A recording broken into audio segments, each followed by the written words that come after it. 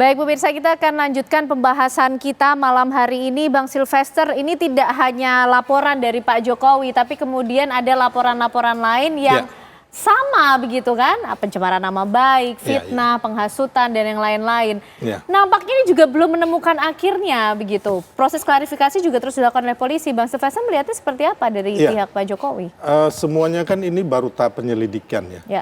Belum naik ke gelar perkara, belum penyidikan. Jadi yang kalau saya lihat memang ada indikasi pidana di sini. Dalam hal ini kalau yang pelapornya Pak Jokowi itu kan ada penghasutan, pencemaran nama baik, terus ada mengedarkan berita bohong dan sebagainya. Kalau yang teman-teman yang 5 atau 6 ini yang dari relawan juga teman-teman pengacara itu kan ada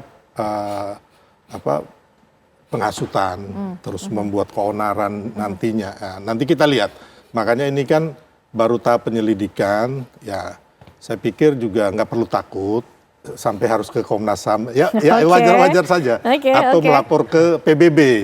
Karena ini baru tahap penyelidikan, belum gelar perkara, belum penyidikan. Nah, penyidikan itu nanti baru ada pasal-pasal yang dikenakan, terus baru ada tersangka, baru ada pro justisianya, gitu loh, ya kan? Jadi sebenarnya ini nggak usah ketakutan, terus bikin framing opini macam-macam yang nantinya menurut saya apa yang keluar dari mulut-mulut mereka ini akan mempidanakan mereka lebih lagi. Gitu loh. Baik Bang Silvester. Ini sangat berbahaya buat mereka. Kalau buat Pak Jokowi dan teman-teman pelapor mah santai-santai aja. Baik Bang Silvester. Bang Petrus gimana nih menanggapi, tidak perlu ketakutan lah sampai kemudian harus ke Komnas HAM buru-buru begitu, dihadapi saja. Ini kesempatan klarifikasi. Ya, saya kira dari posisi klien kami sampai hari ini tidak sedikit pun nampak dari raut wajah mereka sebagai orang ketakutan. Bahkan mereka terus bersemangat. Menggali informasi, menggali bukti, mencari fakta di beberapa sumber. Semuanya dalam rangka untuk menemukan kebenaran. Jadi tidak ada sedikit pun keraguan atau ketakutan dari mereka. Karena apa yang dilakukan oleh pihak penyelidik ini kan dalam rangka menemukan kebenaran.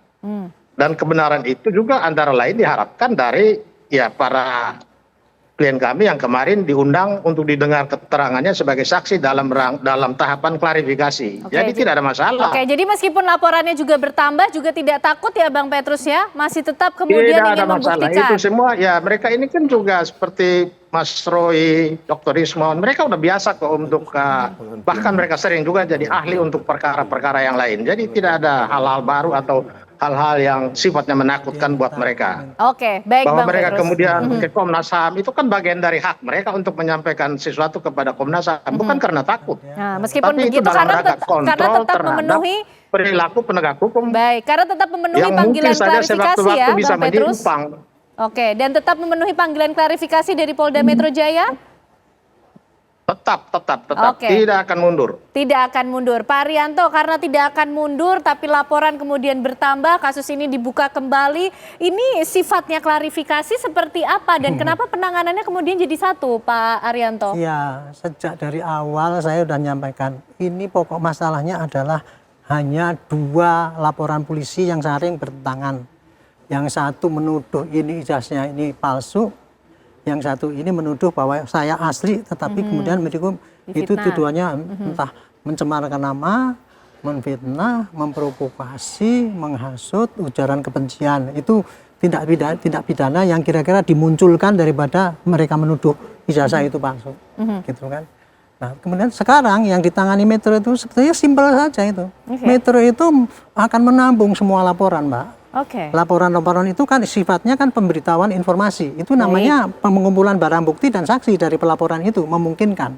Nah, sekarang Metro ini akan mengumpulkan ya barang-barang bukti yang mendukung apakah ijazah Pak Jokowi itu palsu apa. Itu yang disampaikan oleh para pihak yang dari Bang Petrus dan rekan-rekan. Pak Petrus ini tadi. Terus kemudian yang mendukung bahwa ijazahnya ini asli adalah dari pihak dari bapak-bapak yang lapor itu mengenai itu. Oke ya, nanti dikumpulkan itu. Dikumpulkan dan dimasukkan dalam setengah berkas baru itu. Karena berkasnya itu baru untuk membuktikan ini asli atau palsu. Setengah berikutnya, Polda Metro akan mengumpulkan bukti-bukti yang mendukung bahwa ini fitnah atau apa dan sebagainya, 5 itu tadi, 4 atau 5 tadi itu. Termasuk sanggahan yang disampaikan oleh dari pihak yang merasa menuduh jasa palsu itu. Dimasukkan dalam setengah berkas. Berkas ini dimasukkan dalam berkas tebel, kemudian dikirim ke jaksa. Jaksa nanti akan melihat ini, oh ini kira-kira lebih berat mana? Lebih berat yang menyatakan bahwa ini asli apa tidak? Atau yang lebih berat bahwa ini palsu. Kalau seandainya jaksa menilai bahwa itu banyak yang menyatakan ini palsu, pencemaran ini otomatis nggak bisa jadi tuduhan. Justru jaksa kemudian yang akan jaksa yang akan menentukan nanti ini bisa dituntut apa tidak gitu. Nah, kemudian yang menentukan nanti akan hakim. Kalau jaksa mengatakan gini ya, oh ini ternyata ini yang bukti-bukti yang menunjang bukti-bukti bahwa ijazah palsu itu lebih berat. Oh berarti tuduhan pencemarannya nggak bisa dong. Kan gitu kan. Berarti Pak Jokowi nanti yang akan dituduh sebagai ijazah palsu. Tapi kalau yang ini nyatanya ini asli, berarti yang fitnahan itu tadi terbukti, dikirimlah oleh jaksa itu ke hakim.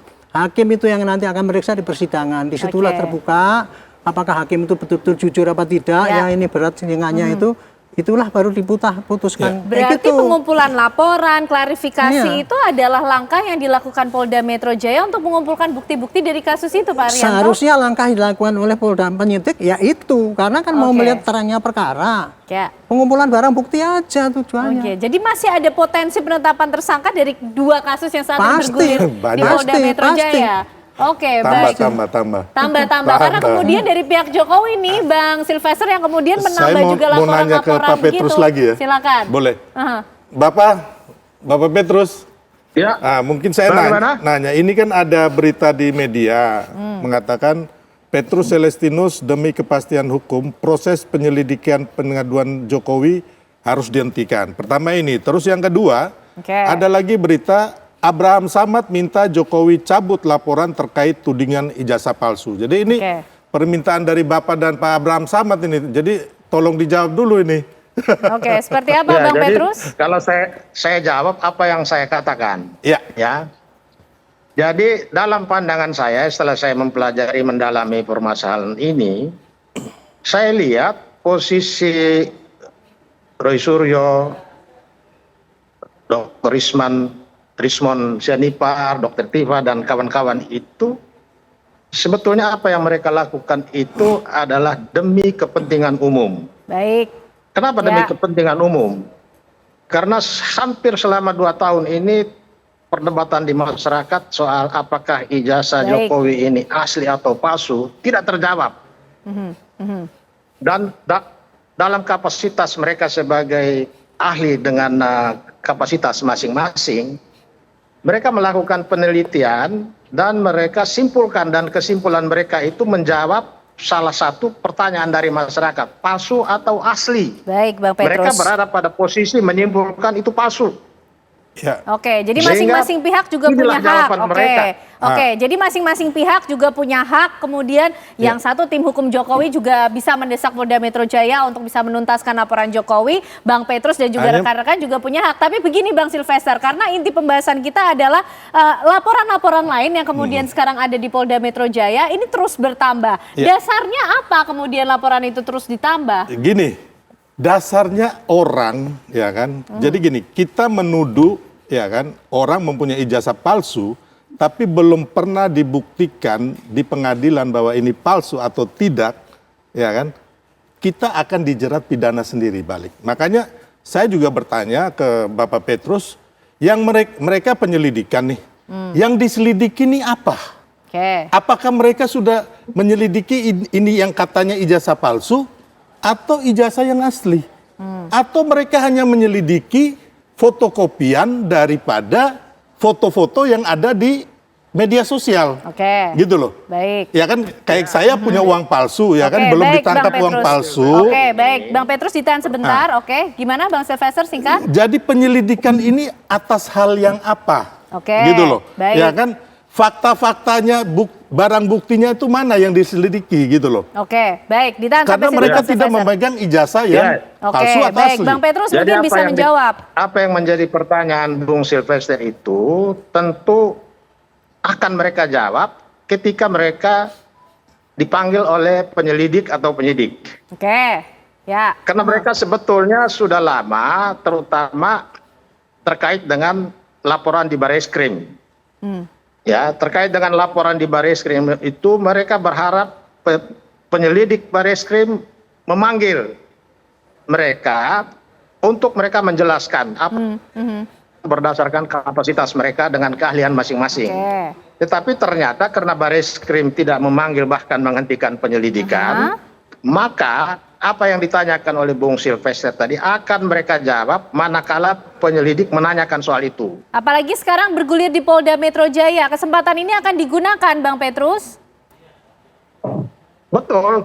Jadi sepanjang seperti yang dikatakan tadi karena apa yang dilakukan oleh Roy Suryo, Rismond Sianipar, Dr. Tifa dan kawan-kawan itu adalah dalam rangka untuk kepentingan umum, maka setiap pasal pencemaran nama baik itu kan ada ayat yang menyatakan bahwa demi kepentingan umum mereka tidak bisa dipidana. Karena itu kemarin kita menyatakan ke depan kita akan meminta Polda hentikan penyelidikan ini karena apa yang mereka lakukan itu adalah demi kepentingan umum. Di situ ada kepentingan lembaga kepresidenan, ada kepentingan demokrasi, ada Universitas Gadjah Mada yang juga marwahnya harus diselamatkan. Itu saja sebetulnya kepentingan teman-teman menyuarakan soal palsu dan tidak palsu itu. Baik, semua punya hak yang sama di mata hukum. Tapi kita akan kembali melihat kalau kemudian Barreskrim Polri kemarin sudah demikian prosesnya, sekarang yang bergulir di Polda Metro Jaya, akankah kemudian penanganan di Polda Metro Jaya ini pemirsa betul-betul akan menuntaskan kasus ijazah Presiden ke-7 Republik Indonesia Joko Widodo? Sesaat lagi jawabannya untuk Anda.